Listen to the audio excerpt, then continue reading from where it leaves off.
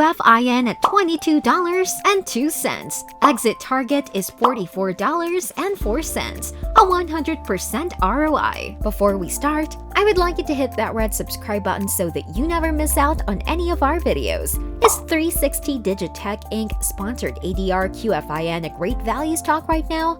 While the proven Zacks rank places an emphasis on earnings estimates and estimate revisions to find strong stocks, we also know that investors tend to develop their own individual strategies. With this in mind, we are always looking at value, growth, and momentum trends to discover great companies. Looking at the history of these trends, perhaps none is more beloved than value investing. This strategy simply looks to identify companies that are being undervalued by the broader market. Value investors use tried and true metrics and fundamental analysis to find companies that they believe are undervalued at their current share price levels. On top of the Zacks rank, investors can also look at our innovative style score system to find stocks with specific traits. For example, value investor will want to focus on the value category. Stocks with high Zacks rank and A grades for value will be some of the highest quality value stocks on the market today. One company value investors might notice is 360 DIGITECH Inc. sponsored ADR or QFIN. QFIN is currently holding a Zacks rank of number 2 and a value grade of A. We should also highlight that QFIN has a PB ratio of 3.83. The PB ratio pits a stock's market value against its book value, which is defined as total assets minus total liabilities. This stock's PB looks solid versus its industry's average PB of 7.64. Within the past 52 weeks, QFIN's PB has been as high as 4.03 and as low as 1.24 with a median of 1.99. Value investors also love the PS ratio, which is calculated by simply dividing a stock's price with the company's sale. This is a preferred metric because revenue can't really be manipulated, so sales are often a truer performance indicator. QFIN has a PS ratio of 2.62. This compares to its industry's average PS of 4.38. These figures are just a handful of the metrics value investors tend to look at, but they help show that 360 DIGITECH Inc. sponsored ADR is likely being undervalued right now. Considering this, as well as the strength of its earnings outlook, QFIN feels like a great value stock at the moment. QFIN earnings information. 360 DIGITECH last issued its earning data on August 18, 2021.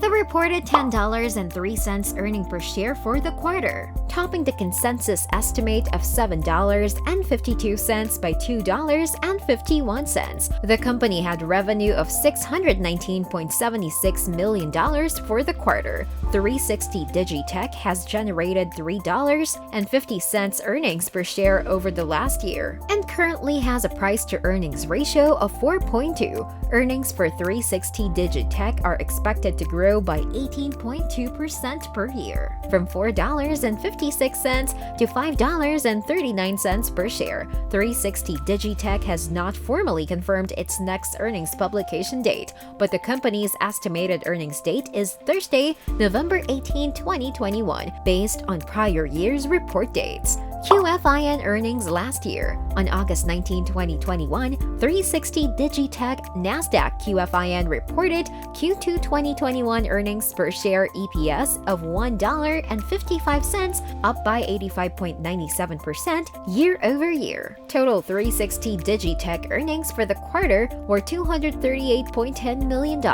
In the same quarter last year, 360 DIGITECH's earnings per share, or EPS, was 83 cents. QFINS earning growth in the past year. As of quarter 3 2021, 360 DIGITECH's earnings has grown 152.57% year over year. This is 97.39 percentage points higher than the U.S. credit services industry earnings growth rate of 55.19%. 360 DIGITECH's earnings in the past year totaled $822.80 million.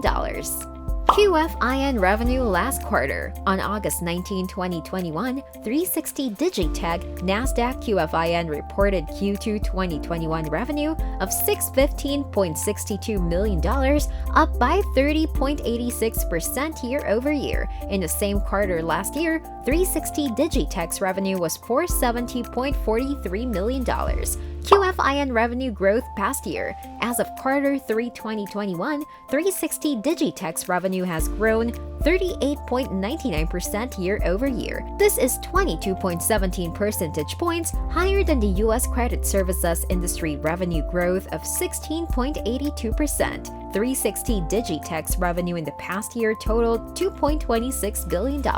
Another strong quarter for QFIN. QFIN delivered another strong quarter. Loan origination volume grew 38% YOY to 74.1 billion yuan, and total revenue grew by 13% year-over-year growth to 3.6 billion yuan. Non-GAAP net income was 1.41 billion yuan in quarter 1, representing an astonishing 453% YOY growth. Non-GAAP net income margin was 39.1%, which was fairly close to last quarter. In a nutshell, QFIN has maintained strong business growth as well as improvement in profitability thanks to their continuing efforts in pursuing the capital-light business model. Loan facilitation under the capital-light model and other tech solution models exceeded 50% of the total for the first time, 50.2% for quarter 1 of 2021. Revenue from the capital-light business model was 1.15 billion yuan compared to 780 million yuan in quarter 4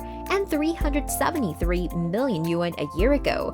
We have been talking about the capital-light business model of QFIN in the past quarters. We still think this is the key factor that will set QFIN apart from other fintech companies in China. But more importantly, this business model justifies that QFIN should not be valued as a traditional financial company like a bank, but rather a technology company, which is exactly why we think QFIN is significantly undervalued. That's all for today. I hope you liked the video. If you did, make sure to hit that like button and subscribe to the channel so that you never miss any fantastic video from us.